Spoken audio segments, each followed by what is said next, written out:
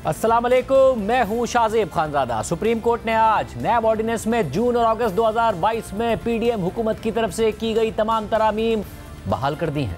हुकूमत की अपीलें मंजूर कर ली हैं, जिस पर इमरान खान ने हुकूमत को NRO 2 मिलने का ताना दे दिया है। मगर अहम बात यह है कि वैसे तो इस केस में हुकूमत को फतह मिली है, इमरान खान को शिकस्त हुई है, लेकिन इसके बावजूद मौजूदा हालात में तहरीक इंसाफ के रहनुमा खुद ये दावा कर रहे हैं कि इस फैसले का सबसे ज़्यादा फ़ायदा इमरान खान को ही हो सकता है, जिन पर तोशाखाना का एक और केस तो शुरू ही हुआ है, मगर उन पर 190 मिलियन पाउंड केस की बड़ी तलवार लटक रही है। और तहरीक इंसाफ को उम्मीद है कि आज के सुप्रीम कोर्ट के फैसले के बाद इमरान खान की रिहाई हो सकती है। साथ ही सदर आसिफ अली जरदारी, नून लीग के सदर नवाज शरीफ और चेयरमैन सेनेट यूसुफ रज़ा गिलानी समेत मुतअद्दिद सियासतदानों को नैब तरामीम बहाल होने से फ़ायदा मिल सकता है। आसिफ अली जरदारी, नवाज शरीफ और यूसुफ रज़ा गिलानी के खिलाफ तोशाखाना केस बंद हो सकता है। आसिफ अली जरदारी और पीपल्स पार्टी के रहनुमाओं के खिलाफ जाली अकाउंट्स के केसेस बंद हो सकते हैं। साथ ही नैब ऑर्डिनेंस के तहत अब पब्लिक एट लार्ज का मतलब कम से कम 100 अफराद होगा, जिसका बड़ा फ़ायदा हाउसिंग सोसाइटीज़ को हो सकता है, क्योंकि उनके खिलाफ नैब में शिकायत के लिए मुतासरीन की तादाद अब कम से कम 100 होना ज़रूरी है। मगर ये सब कैसे मुमकिन है और आज के सुप्रीम कोर्ट के फैसले में कौन से अहम नुक्ते उठाए गए हैं, ये तफसील हम आपके सामने रखेंगे।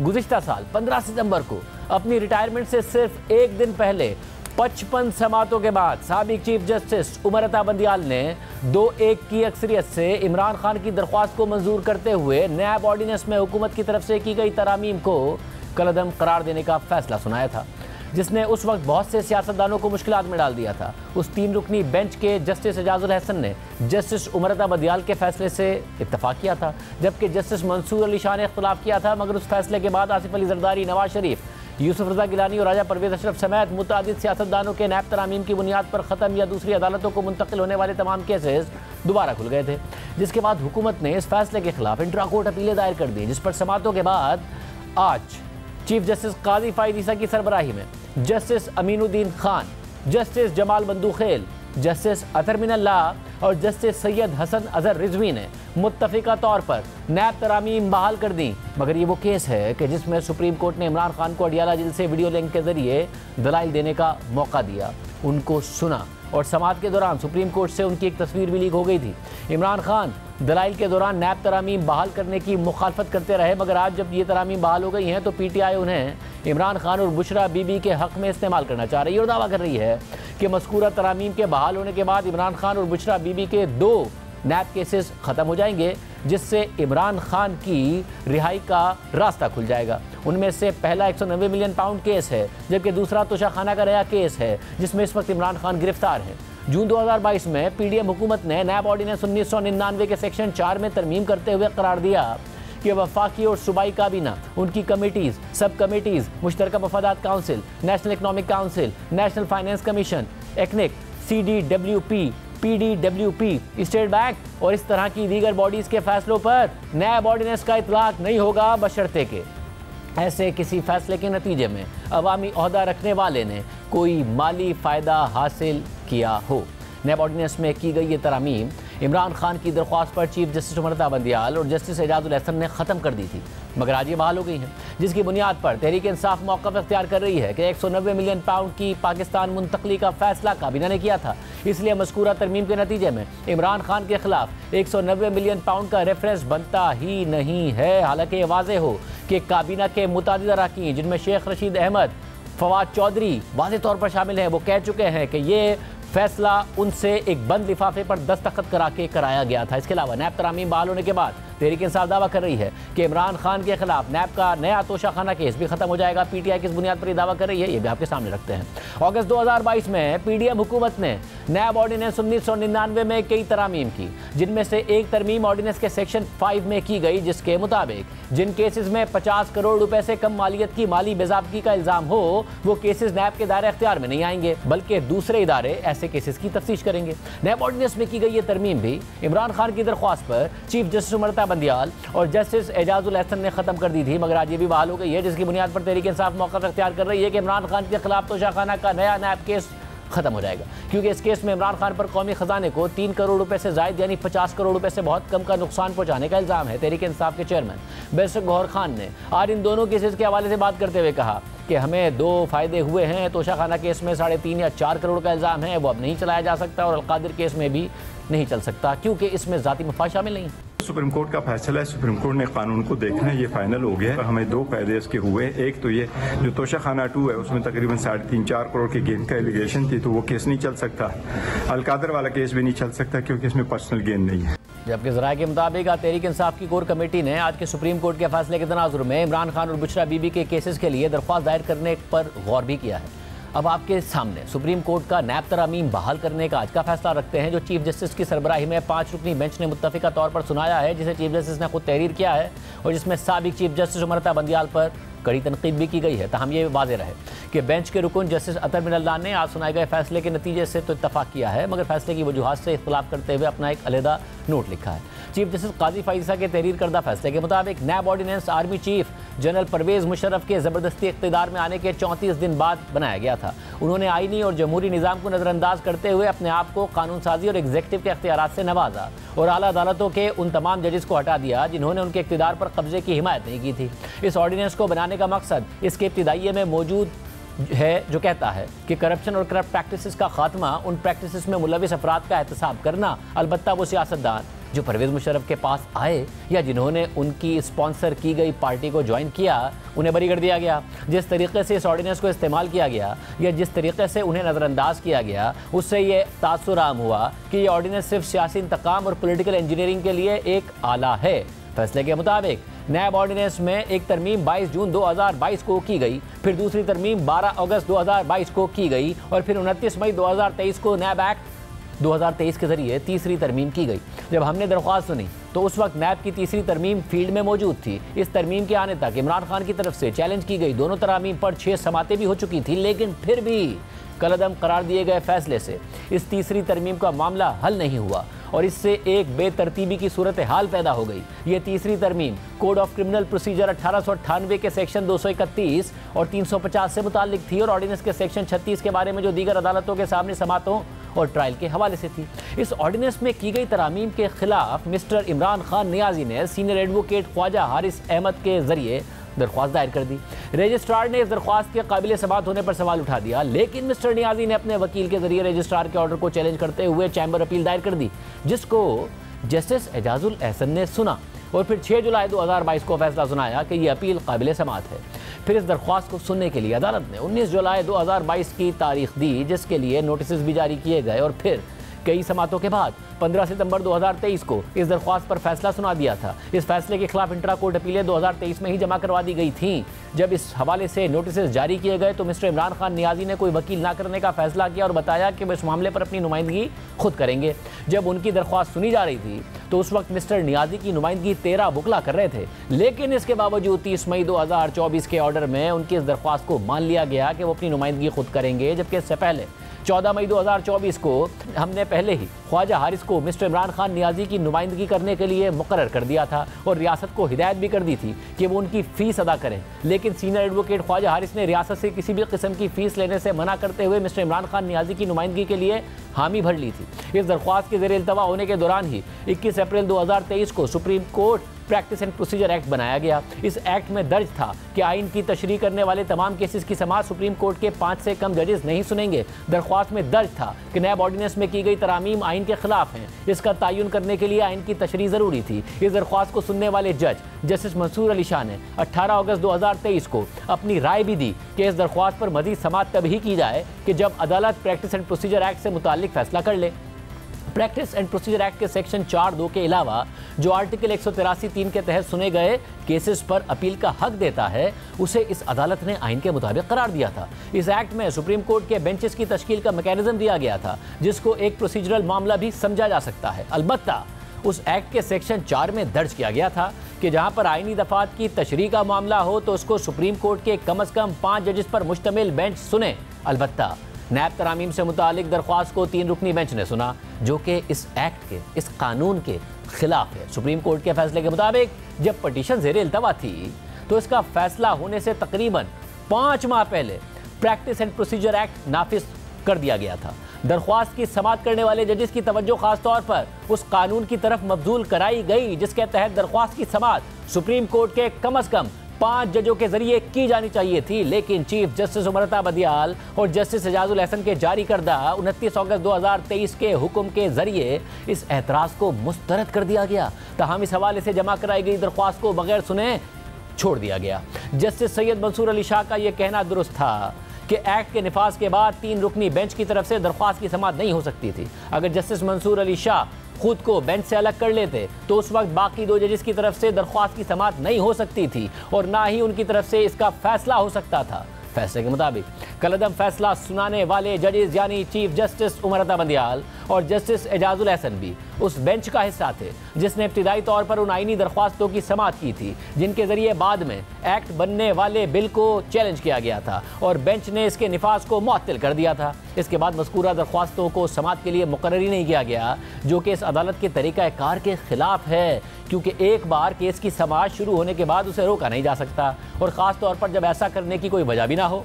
ताहम जिन दरख्वास्तों के जरिए प्रैक्टिस एंड प्रोसीजर एक्ट को चैलेंज किया गया था वो अगले 100 दिनों तक समाअत के लिए मुकर्रर ही नहीं की गई और उनकी अगली समाअत मौजूदा चीफ जस्टिस के ओहदा संभालने के बाद 18 सितंबर 2023 को की गई थी। प्रैक्टिस एंड प्रोसीजर एक्ट के सेक्शन 4(2) के अलावा एक्ट की चैलेंज की गई बाकी शिकों को अदालत ने मुस्तरद कर दिया था। फैसले के मुताबिक नैब तरामीम को चैलेंज करने वाली पटिशन को एक्ट के मुताबिक नहीं सुना गया और एक्ट के मुताबिक फैसला नहीं किया गया, जिसके तहत जरूरी था कि सुप्रीम कोर्ट के कम अज कम 5 जजेस पर मुश्तमिल बेंच के जरिए उसकी समाअत की जाए और फैसला किया जाए। ये कहने की जरूरत नहीं है कि अगर प्रैक्टिस एंड प्रोसीजर एक्ट की दफात पर अमल किया जाता तो दरख्वास्त का फैसला मुख्तलिफ तरीके से किया जा सकता था। कानून की पासदारी और उस पर अमल करने से इस अदालत का काफी वक्त बच जाता और अवामी वसाइल की भी बचत होती। फैसले के मुताबिक प्रैक्टिस एंड प्रोसीजर एक्ट के सेक्शन 5 के तहत दायर करदा उन अपीलों में गैर कानूनी फैसले को चैलेंज किया गया है, क्योंकि एक्ट आइन के आर्टिकल 184(3) के तहत इस अदालत के असल दायरा इख्तियार को इस्तेमाल करते हुए सुप्रीम कोर्ट के एक लार्जर बेंच के सामने अपील का हक देता है। अदालत उन अपीलों को इस बुनियाद पर मंजूर कर सकती है कि पटिशन की समाअत एक्ट के मुताबिक नहीं की गई और 5 रुकनी बेंच के जरिए उसका फैसला नहीं किया गया, लिहाजा यह फैसला गैर कानूनी है। मगर 3 रुकनी बेंच ने 55 समाअतों में बहुत वक्त ज़ाया कर दिया था, इसलिए सिर्फ इसी एक बुनियाद पर गैर कानूनी फैसले को ख़त्म करना मुनासिब नहीं होगा। फैसले के मुताबिक अब हम इस बात का तयन करने के लिए आगे बढ़ते हैं कि आया पटिशन का दायरा कार और तरामीम को चैलेंज करने का अमल इस अदालत के आईनी दायरा इख्तियार में आता है या नहीं, जिसे आइन के आर्टिकल 184(3) के तहत बराह रास्त इस्तेमाल किया जाता है। कोई भी पटिशन बराह रास्त सुप्रीम कोर्ट में दायर की जा सकती है बशर्ते कि उसमें अवामी अहमियत का सवाल हो और यह आइन की तरफ से दिए गए बुनियादी हुकूक में से किसी के निफाज से मुताल्लिक हो। अक्सरियती फैसले में कहा गया है कि पटिशन काबिल समाअत थी, क्योंकि आइन के आर्टिकल 9 में दी गई शख्सी सलामती, आर्टिकल 14 में दी गई इंसानी वक़ार की ज़मानत, आर्टिकल 24 में दिए गए जायदाद के हुकूक के तहफ़्फ़ुज़ और आर्टिकल 25 में दिए गए शहरियों की मसावात के हुकूक की खिलाफवर्जी की गई थी।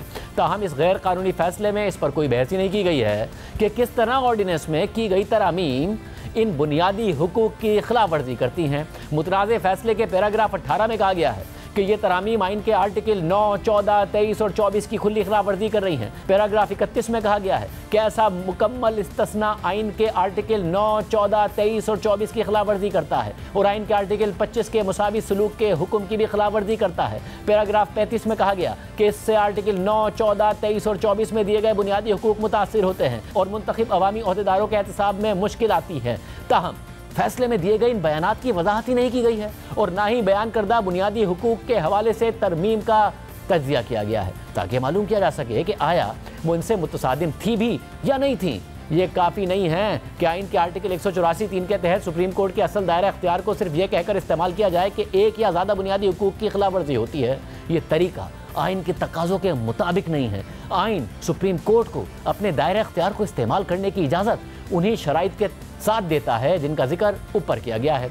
आइन के मुतय्यन करदा शराइत को नज़रअंदाज नहीं किया जा सकता और ना ही उन्हें फालतू समझा जा सकता है। जिस कानून साजी को चैलेंज किया गया हो उसके और बुनियादी हुकूक के निफाज के दरमियान एक वाज़े ताल्लुक होना चाहिए और ये तय किया जाना चाहिए कि इन हुकूक की खिलाफ वर्जी हो रही है या बुनियादी हुकूक का निफाज मुश्किल हो रहा है। अफसोस की बात है कि इस फैसले ने ऐसा नहीं किया। हम मिस्टर इमरान खान नियाज़ी और सीनियर एडवोकेट ख्वाजा हारिस अहमद की इस बात पर भी कायल नहीं हैं कि इन तरामीम से आइन की खिलाफ वर्जी हुई है।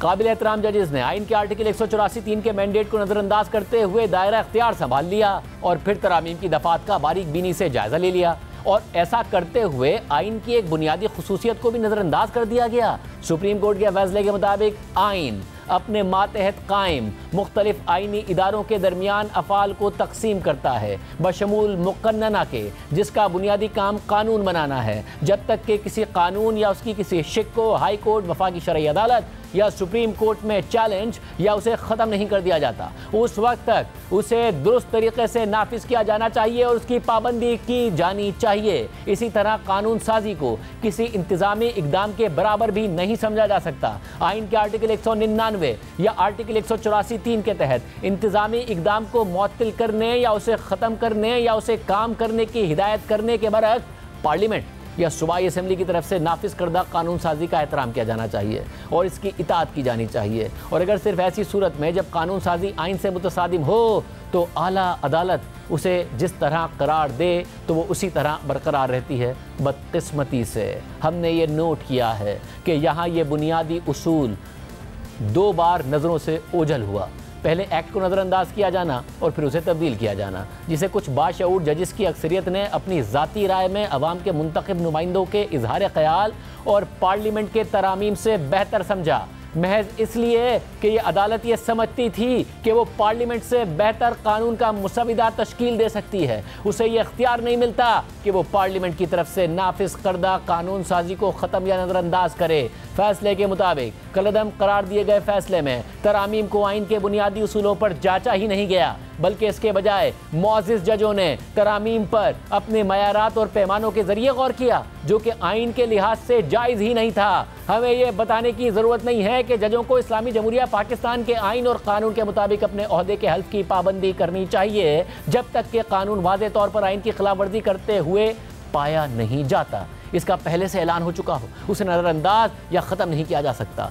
दरख्वास्त में तरामीम को चैलेंज किया गया था, लिहाजा सिर्फ ये तय किया जाना था कि आइन के आर्टिकल 184(3) की 2 पेशगी शराइत को पूरा किया गया या नहीं किया गया। फैसले के मुताबिक कलअदम करार दिए गए फैसले में यह नहीं बताया गया है कि किस तरह तरामीम ने किसी भी बुनियादी हक की खिलाफ वर्जी की है जिसका सरसरी तौर पर उसमें जिक्र किया गया था। कलअदम फैसले में आइन के आर्टिकल 9 यानी किसी भी शख्स की सिक्योरिटी का हवाला दिया गया है, लेकिन उसमें मुख्तसरन भी इस बात की वजाहत तक नहीं की गई कि कैसे इन तरामीम से किसी की सिक्योरिटी कमज़ोर या मुतासिर होती है। फैसले में आर्टिकल 14 यानी किसी शख्स के वक़ार की ज़मानत का भी हवाला दिया गया है, लेकिन इस बारे में कोई वजाहत सामने ही नहीं आई कि इन तरामीम से किसी का वक़ार किस तरह मुतासिर होता है। मुतनाज़े फैसले में अगला हवाला आर्टिकल 25 यानी शहरियों की मसावात का दिया गया था, लेकिन इसकी भी कोई वजाहत पेश नहीं की गई और ना ही इसकी वजाहत की गई कि कैसे शहरियों को मुख्तलिफ कवानीन का निशाना बनाया जा रहा है या उनके साथ मुख्तलिफ सलूक किया जा रहा है। फैसले में आर्टिकल 23 जो जायदाद से मुताल्लिक है और आर्टिकल 24 जो जायदाद के तहफ़्फ़ुज़ की बात करता है उनका हवाला भी दिया गया, लेकिन ये तो दूर की बात कि तरामीम या उनके किसी हिस्से ने उन आर्टिकल्स की खिलाफ वर्जी की हो। इन आर्टिकल्स के तरामीम से ताल्लुक तक की तशरीह या वजाहत नहीं की गई है। ये बताए, दिखाए या साबित किए बगैर कि कैसे ये तरामीम या उनकी कोई शिक मज़कूरा बुनियादी हुकूक के ख़िलाफ़ हैं, उन्हें ख़त्म नहीं किया जा सकता। फैसले के मुताबिक इन हक़ाइक़ के पेश नज़र ये दरख्वास्त मंजूर नहीं की जानी चाहिए थी, ये दरख्वास्त खारिज कर देनी चाहिए थी। इस नतीजे पर पहुँचने के बाद हमें अपील कुनंदा के वकील और उनकी हिमायत में बकिया दलाइल पर गौर करने की ज़रूरत नहीं है, जिसमें यह शामिल है कि बाज़ तरामीम आला अदलिया के फ़ैसलों को नाफिज करने के लिए की गई थी, जबकि मिस्टर इमरान खान नियाज़ी खुद अपनी हुकूमत में बहुत सी उन दफ़ात के मेमार थे जिन्हें बाद में तरामीम में शामिल किया गया और मिस्टर नियाज़ी ने नेक नीति से काम नहीं लिया। सुप्रीम कोर्ट को चाहिए कि जहाँ भी मुमकिन हो वो कानून साजी को बरकरार रखे और उसे फ़ौरन कलअदम ना करार दे, और जहाँ पर किसी कानून साजी के 2 या इससे ज़्यादा मायने निकलते हों वहाँ पर उस तशरीह को तरजीह दी जाए जो दुरुस्त हो। इसका ये मतलब नहीं है कि जहाँ पर कानून या इसकी कोई शिक गैर आइनी है तो उसे गैर आइनी करार देकर कलअदम करार ना दिया जाए। अलबत्ता दरख्वास्त और उस पर सुनाया जाने वाला फ़ैसला ये बताने से कासिर है कि किस तरह ये तरामीम गैर आइनी हैं और वो इस हवाले से कायल भी नहीं कर सके। आइन में कानून साजों और अदलिया के किरदार का तयन किया गया है और इस हवाले से हर मुमकिन ख्याल रखा जाना चाहिए कि दोनों में से कोई भी दूसरे की हदूद में तजावुज़ ना करे। आइनी इदारे आवाम को बेहतर सर्व कर सकें और आइन में दर्ज अपने काम बेहतर अंदाज में सरंजाम दे सकें। चीफ जस्टिस और सुप्रीम कोर्ट के जजेस पार्लियामेंट के चौकीदार नहीं हैं। इन वजूहात की रोशनी में हम इन अपीलों को मंजूर करते हुए साबिका फैसले को कलअदम करार देते हैं और पटिशन को खारिज करते हैं। इसके अलावा जस्टिस अतर मिनल्ला ने इजाफी नोट लिखा है जिसके मुताबिक मैंने चीफ जस्टिस का लिखा गया फैसला बगौर पढ़ा है और मैं इस बात से मुत्तफिक हूँ कि कलअदम करार दिए गए फैसले को मुस्तरद करना चाहिए। इंतहाई एहतराम के साथ कहता हूँ कि मेरी राय में वफाक की जानिब से दायर की गई अपील सुप्रीम कोर्ट के प्रैक्टिस एंड प्रोसीजर एक्ट के सेक्शन 5 के तनाजुर पे पूरा नहीं करती। इस वजह से उसे मुस्तरद किया जाना चाहिए। अलबत्ता प्राइवेट दरख्वास्त गुजारों की जानिब से दायर करदा अपीलें काबिल समात हैं और उन्हें कबूल किया जाता है, जबकि अक़लियती फैसले में दी गई राय की इस हद तक तौसीक होती है कि आर्म फोर्सेस और आईनी अदालतों के जजेस को नैब ऑर्डिनेंस 1999 के तहत एहतसाब से इस्तिस्ना हासिल नहीं है और इसकी तफसीली वजूहात बाद में रिकॉर्ड की जाएंगी। आज के इस फैसले के बाद तहरीक इंसाफ उम्मीद कर रही है कि इमरान खान के खिलाफ 190 मिलियन पाउंड रेफरेंस और तोशाखाना का नया केस खत्म हो जाएगा, मगर साथ ही इस फैसले को हुकूमत के लिए NRO 2 भी करार दे रही है। और आम बात यह है कि तोशाखाना के जिस नए केस की बात हो रही है, आज जब अडियाला जेल में उसकी समाअत हो रही थी तो इमरान खान ने नैब के तफ्तीशी अफसर को धमकियाँ दी। नैब की प्रोसिक्यूशन टीम ने समाअत के दौरान अदालत को बताया कि नैब तरामीम केस का फैसला भी आ चुका है, लिहाजा इसको भी देखना पड़ेगा। अदालत ने नैब टीम की दरख्वास्त पर समाअत 9 सितंबर तक मुलतवी कर दी। समाअत के दौरान इमरान खान ने नैब के तफ्तीशी अफसर मोहसिन हारून को धमकी दे दी। इमरान खान अपनी नशिस्त से उठकर नैब के तफ्तीशी अफसर के पास आए और उनसे कहा कि तुमने जो केसेस बनाए हैं इनकी वजह से मेरी बीवी जेल में है, जब बाहर निकलूंगा तो तुम्हें और चेयरमैन नैब को नहीं छोड़ूंगा, रिहा होते ही तुम दोनों को मैं अदालत लेकर जाऊंगा। जी न्यूज़ के नुमाइंदे शब्बीर डार के मुताबिक नैब तफ्तीशी अफसर इससे पहले भी 4 मरतबा मीडिया को इमरान खान की धमकियों के बारे में बता चुके हैं। इसके अलावा आज इमरान खान ने अडियाला जेल में सहाफ़ियों से गुफ्तगू भी की। इमरान खान ने कहा कि सुप्रीम कोर्ट ने नैब तरामीम का फैसला सुना दिया है, हुकूमत को NRO 2 मुबारक हो। इस फैसले से हमारा तोशाखाना का नया केस तो फारिग हो गया, मुझे तो खुशी मनानी चाहिए। इसके अलावा 190 मिलियन पाउंड रेफरेंस भी तकरीबन ख़त्म ही होने वाला है। इमरान खान ने कहा कि अवामी नुमाइंदे करप्शन करते हैं, फिर अपने केसेस ख़त्म करने के लिए कानून पास करवा देते हैं। अब वाइट कॉलर क्राइम को पकड़ना नामुमकिन हो गया है, इन्होंने करप्शन के रास्ते खोल दिए हैं। इमरान खान ने कहा कि जैसे ही मैं रिहा हुआ तो चेयरमैन नैब को पकड़ूंगा, नैब के तफ्तीशी अफसर और वादा माफ गवाह इनाम शाह के ऊपर केसेस करूंगा। इनकी वजह से मेरी बीवी 7 महीने से जेल में है। नैब ने 1 करोड़ 80 लाख मालियत के हार की कीमत 3 अरब 18 करोड़ लगा दी। इमरान खान ने मजीद कहा कि DG ISPR ने कहा है कि वो इम्पार्शल और गैर सियासी हैं। फ़ौज अगर अब गैर सियासी हो गई है तो ये मुल्क के लिए अच्छी बात है। गैर सियासी कहने से नहीं, अमाल से होते हैं। अगर ये कह रहे हैं कि हम हमेशा गैर सियासी थे तो इससे बड़ी गलत बयानी कोई नहीं हो सकती। अगर ये गैर सियासी हैं तो मेजर और कर्नल का जेल में क्या काम है? 8 फरवरी को किसने धांधली करवाई? मैं आज इनसे अपील करता हूँ, खुदा के लिए गैर सियासी हो जाओ, मुल्क तबाही के रिहाने पर है। 9 मई की CCTV फुटेज इनके पास हैं, वो सामने लाएँ। 9 मई हमारी पार्टी ख़त्म करने के लिए कराया गया, मेरी गिरफ्तारी का ऑर्डर किसने दिया, इसकी इंक्वायरी कराएँ। इमरान खान ने कहा कि ये मुझे जनरल फैज़ हमीद से डरा रहे हैं। जनरल फैज़ हमीद जब भी मिलने आता था वो जनरल बाजवा की इजाज़त से आता था। ISI चीफ, आर्मी चीफ के मातहत होता है। जनरल बाजवा को ट्रायल से बाहर रखा हुआ है क्योंकि रजीम चेंज उसने किया था। जनरल बाजवा को इंक्वायरी से क्यों बाहर रखा गया है? जनरल बाजवा के बगैर जनरल फैज़ हमीद का ट्रायल बदनीयती पर मबनी है। जनरल बाजवा को ट्रायल में शामिल किया गया तो सारे भेद खुल जाएंगे। मुल्क तबाही की तरफ जा रहा है, कर्जे बढ़ते जा रहे हैं।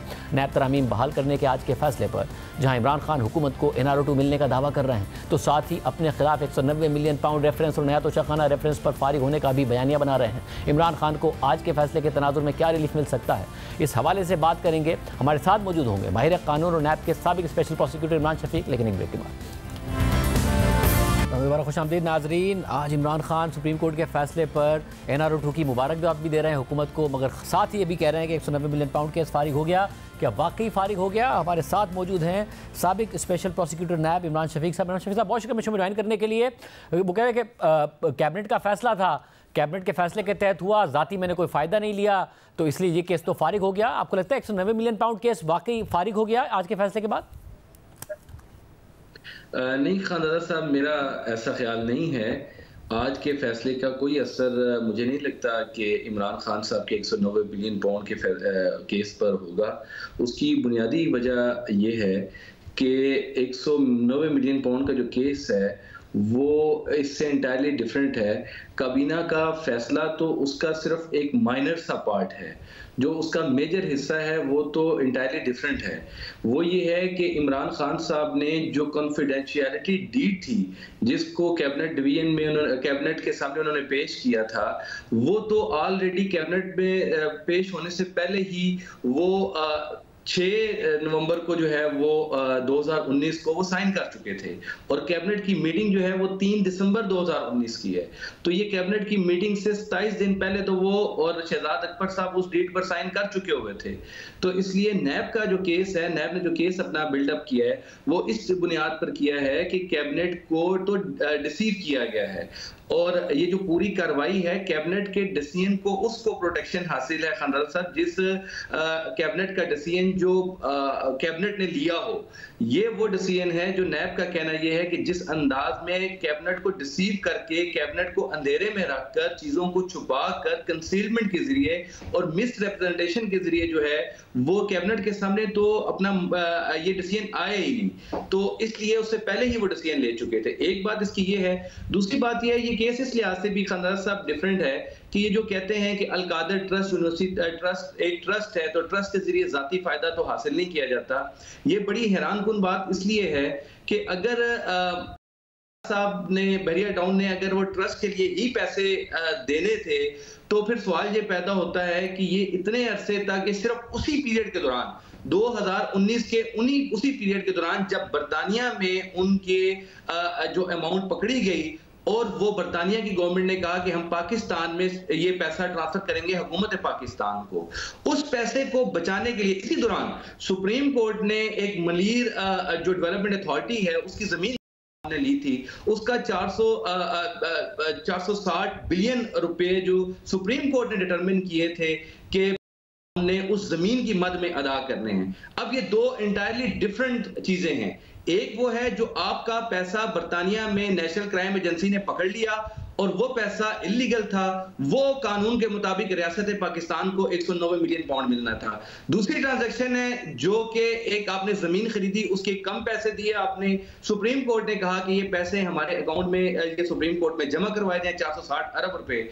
ये काम ये किया गया कि वो जो 460 अरब रुपए जब बरतानिया से 190 मिलियन पाउंड जो आने थे, वो सुप्रीम कोर्ट के अकाउंट में इस कॉन्फिडेंशियलिटी डीड के तहत, जिसमें account number supreme court of Pakistan का देकर वो पैसा सुप्रीम कोर्ट ऑफ पाकिस्तान में ट्रांसफर किया गया, ना कि वो स्टेट बैंक ऑफ पाकिस्तान में। इसके लिए सुप्रीम कोर्ट ऑफ पाकिस्तान ने जब वो पैसे वापस किए तो बड़ा खूबसूरत सा लफ्ज उसके लिए इस्तेमाल किया कि रॉबिंग पीटर टू पे पॉल, कि आपने जो है वो अहमद की पगड़ी और महमूद के सर, ये उर्दू में इसको इस्तेमाल किया जाता है कि आपने वो पैसा जो सुप्रीम कोर्ट ऑफ पाकिस्तान में उस मलीर डेवलपमेंट अथॉरिटी का जो पैसा आना था जमीन की, वो पैसा आपने सुप्रीम कोर्ट को नहीं दिया, सुप्रीम कोर्ट को आप बरतानिया से हासिल होने वाली रकम आपने ट्रांसफर कर दी। और ये कहते हैं हमने अलकादर ट्रस्ट, ये बड़ी अहम बात है कि सुप्रीम कोर्ट वो पैसे वापस भी कर चुकी है कि इस अकाउंट में वो नहीं आ सकते थे और वापस भी कर चुकी है। बट अब ये जो प्ली है कि जी जाती फायदा थोड़ी हुआ, अगर करोड़ों रुपए बिजनेस टाइकून से लिए या इतनी बड़ी जमीन ली तो एक ट्रस्ट के लिए ली, यूनिवर्सिटी बनी है, तो इसमें जाती रिश्वत क्या है, जाती फायदा क्या है मेरा? हालांकि ट्रस्टी उसमें इमरान खान और बुशरा बीबी हैं। नैब इस बारे में बहुत क्लियर है। नैब का कहना यह है कि ये सारी की सारी जो ट्रांजैक्शन है ये बेसिकली ट्रस्ट क्रिएट ही इसलिए किया गया है कि इसको कैमोफ्लेज किया जा सके, इसको एक अच्छा रंग दिया जा सके, कलर दिया जा सके। बुनियादी तौर पर इसके पीछे जो ट्रांजैक्शन है, देखिए खानदार साहब, बड़ा सिंपल सा सवाल है, आप इस पर बड़े आसानी के साथ गौर कर सकते हैं कि ने अगर जमीन देनी थी अलकादर ट्रस्ट यूनिवर्सिटी को, तो पहले वो जुल्फी बुखारी साहब के नाम क्यों की गई और 1 साल से ज्यादा अरसे तक वो जुल्फी बुखारी साहब के नाम क्यों रही? यानी अगर साहब क्या वो अपना इरादा बदल देते, क्या वो मुल्क से भाग जाते, क्या जमीन उनके हाथ से निकल जाती? यानी ऐसी क्या इमरजेंसी आ गई थी कि वो जमीन जो है जो आनी है, आप कहते हैं कि एक नेक मकसद के लिए आनी थी, तो वो जमीन दरमियान में पहले अलकादर ट्रस्ट यूनिवर्सिटी के नाम आने से पहले 2019 में वो पहले जुल्फी बुखारी साहब के नाम मुंतकिल क्यों की गई? ये इस मामले में एक बड़ा सवालिया निशान है। दूसरा ये कि इस चीज का जो पैसा खाली ये जमीन नहीं है, जमीन के साथ जो है वो नैब का कहना यह है कि 280 मिलियन रुपए के उसकी कंस्ट्रक्शन के नाम पर फंड्स भी आए हैं। फिर एक और 240 मोरा नूर इस्लामाबाद में 240 कनाल जमीन इससे अलावा भी मौजूद है। तो नैब की ये जो सारी एलिगेशंस हैं वो ये कहते हैं कि ये बेसिकली जिस टाइम पे, अच्छा आपने अलकादर यूनिवर्सिटी बनानी थी, जरा एक दूसरे पहलू से जरा गौर कीजिए कि 190 मिलियन पाउंड जो आना था बरतानिया से, अगर और स्टेट बैंक ऑफ पाकिस्तान में आना था, कैबिनेट उस पैसे के जरिए भी तो यूनिवर्सिटी बना सकती थी। यानी ये पैसा, उस पैसे को किसी का, वो पैसा आपने एक तरीके से सबको वापस लौटा दिया और उसके बदले में आप ये कह रहे हैं कि हमें खैर का काम कर रहे हैं कि साहब हमें वो पैसे दे रहे हैं और उसके नतीजे में हम यूनिवर्सिटी बना रहे हैं और वो ट्रस्ट बना रहे हैं। ये पूरी जो सिचुएशन बताती है, जो हालात और वाकयात, नैब के मुकदमात में आपने सिर्फ एक ट्रांजैक्शन को on the face of it नहीं लेना होता, बल्कि उस ट्रांजैक्शन को जब आप देखना शुरू करते हैं कि ये खास एक टाइम पीरियड 2019 में भी यूनिवर्सिटी बनाने का ख्याल क्यों आया। ये यूनिवर्सिटी बनाते वक्त जब आप वज़ीर आज़म पाकिस्तान थे तो आप यूनिवर्सिटी तो एक चार्टर के जरिए किसी भी वक्त बना सकते थे और पाकिस्तान की हुकूमत के वसाइल से बना सकते थे। उस दौरान आपको ट्रस्ट के जरिए यूनिवर्सिटी बनाने का क्यों ख्याल आया? फिर वो ट्रस्ट के लिए जमीन आप डायरेक्ट नहीं लेते, उसके लिए आप दरमियान में वास्ता इख्तियार करते हैं, उसके जरिए आप लेते हैं। तो ये सारे हालात और वाकयात सर्कमस्टांसेस बनाते हैं कि वो सिंपल एक यूनिवर्सिटी नहीं थी, एक ट्रस्ट नहीं था, बल्कि वो उस पूरी ट्रांजैक्शन को, जो उसी दौरान में दो बड़ी ट्रांजैक्शन होनी थी, एक 190 मिलियन पाउंड जो है वो स्टेट बैंक ऑफ पाकिस्तान को मिलना था और दूसरा साहब ने जो है वो 460 बिलियन रुपए वो उस ट्रांजैक्शन में सुप्रीम कोर्ट में जमा करवाने थे। इन तमाम को आपस में मिक्स करके रंग ये दिया गया कि जैसे ये अलकादर यूनिवर्सिटी ट्रस्ट हो रहा है। और उसी दौरान जो है वो देखिए एक और चीज जो इस पूरी ट्रांजैक्शन को जो है, जिसको शुकुको शुबात बिल्कुल वाज़ेह करती है, क्रिमिनल एक्टिविटी है, वो ऐसे है कि आप जो काबीना को भी इस पूरे चीज में आप उसको एतमाद में नहीं लेते।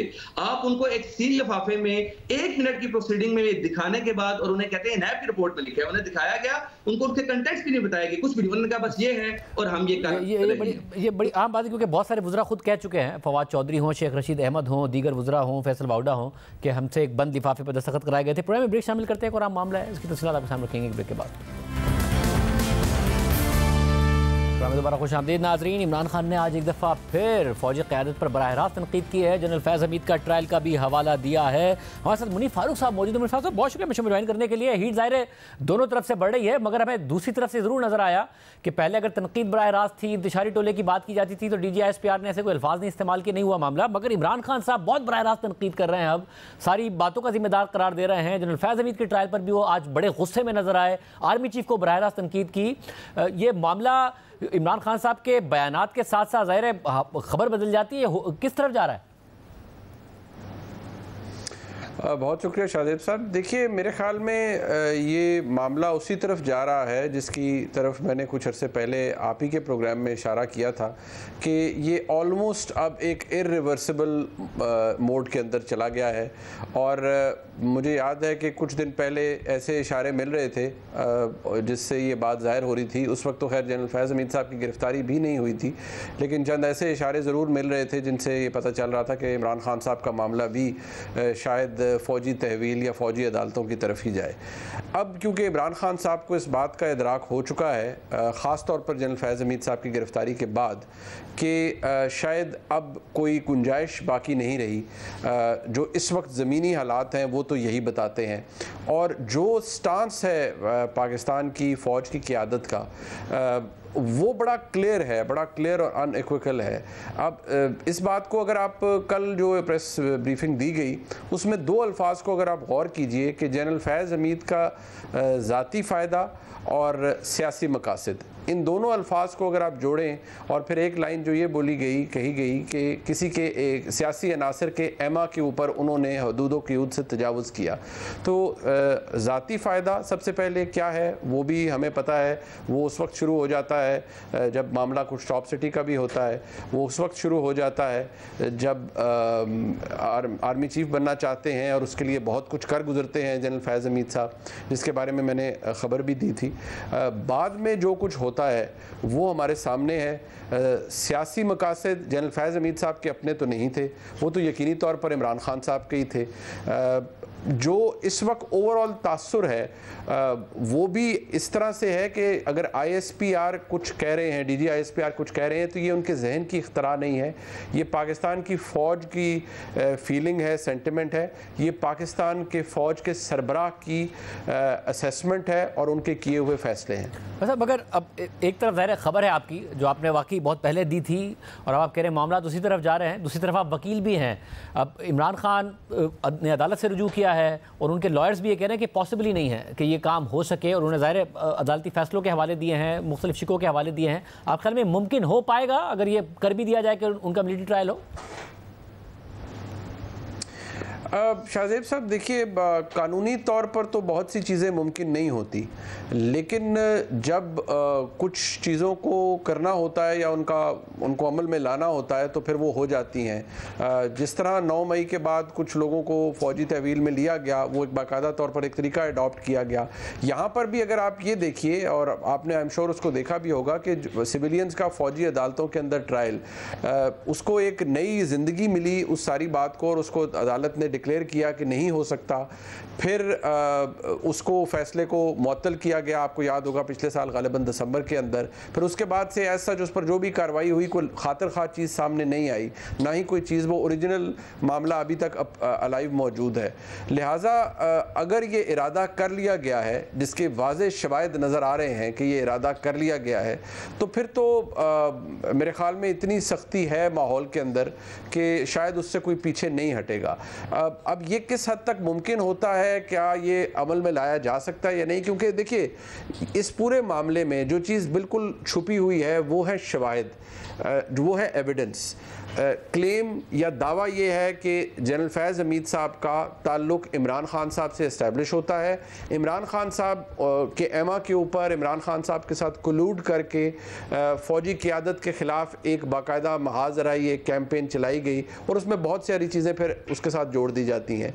लेकिन मसला ये है कि ये तमाम एविडेंस इस वक्त फ़ौज के पास है, हम उसको एवेल्यूएट नहीं कर सकते, हमें पता नहीं है वो टाइप ऑफ एविडेंस क्या है। हाँ, ये बात ज़रूर है कि फैज़ हमीद साहब की गिरफ्तारी के बाद चंद ऐसे लोग भी सामने हैं जिनका फ़ौज से कोई ताल्लुक़ नहीं है, लेकिन जो कंडुइट के तौर पर, एक टूल के तौर पर इस्तेमाल होते रहे सारे मामले के अंदर। और बताया ये जाता है कि उन लोगों से ना सिर्फ कुछ इंक्वायरी की गई है, बल्कि उनसे कुछ ऐसे फर्स्ट हैंड अकाउंट भी मिले हैं जिनसे ये राब्ता, ये नेक्सस बाकायदा तौर पर इस्टेब्लिश होता है कि जनरल फैज़ हमीद साहब का ताल्लुक़ किस तरह से इस्टेब्लिश हुआ इमरान खान साहब से, वो किस तरह से काम करते रहे, और फ़ौज की क़ियादत को वो किस तरह से उसके क्रिटिसिज्म करते रहे या ओवरऑल एक इम्प्रेशन फैलाते रहे। ये मैं बड़े केयरफुली आपको कह रहा हूँ कि जी फ़ौज की क़ियादत तनहा है, उनके साथ कोई नहीं है, और ये बात जनरल फैज़ हमीद साहब बड़े फ्रीली बहुत सी महफिलों के अंदर कहते पाए गए।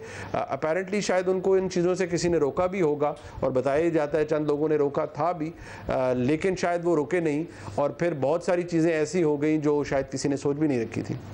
शुक्रिया मुनीफ फारूक साहब, अपनी इन्फॉर्मेशन और तज़िया दे रहे थे। आज के प्रोग्राम में इतना ही, दीजिए, अल्लाह हाफ़िज़।